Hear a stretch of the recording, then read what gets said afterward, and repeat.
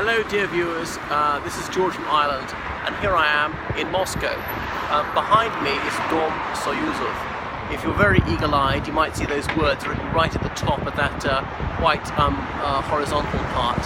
Anyway, the construction began on this building in 1774 and it was the assembly of the nobility for this Moscow region back then. Bear in mind the capital was St. Petersburg at that stage. It's been extensively renovated at least twice since, and when the October Revolution took place in 1917 they soon renamed it Dom Soyuzov, as in House of the Unions, as in for their sort of trade unions, not independent trade unions as we'd understand them in Western countries. But what's really significant about this building is this is where the funerals took place of all the Soviet leaders. State funerals for Lenin, Stalin, I was trying to think who, Kalinin, eventually Brezhnev, Mikhail Suslov, Andropov, Cherenenko. Since the Soviet era there have been no state funerals held there. The body would lie in state about 3 days after the demise of the dear departed, and foreign leaders would file past. The grieving relatives would have pride of place in the front row. There would be a veritable garden of flowers and wreaths, quite often pine wreaths, which might seem curious to some.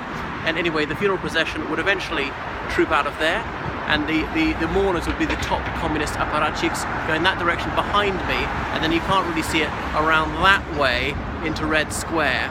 It'd be at least a 10-minute procession marching dead slow, the coffin on a gun carriage as the bier, and there'd be senior army officers carrying all the deceased's medals on cushions and so forth, round to Red Square for the funeral. Of course, there were an atheist state, no belief in the afterlife.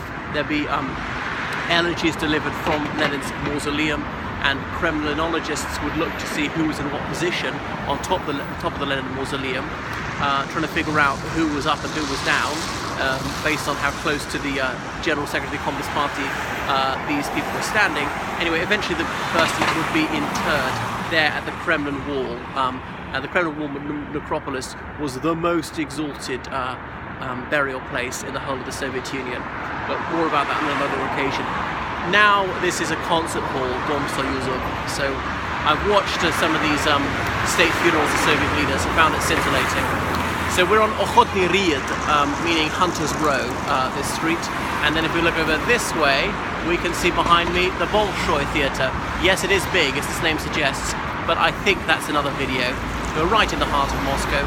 Just the other side of Dom Soyuzov is the Gosduma, as in state parliament. That's all for now.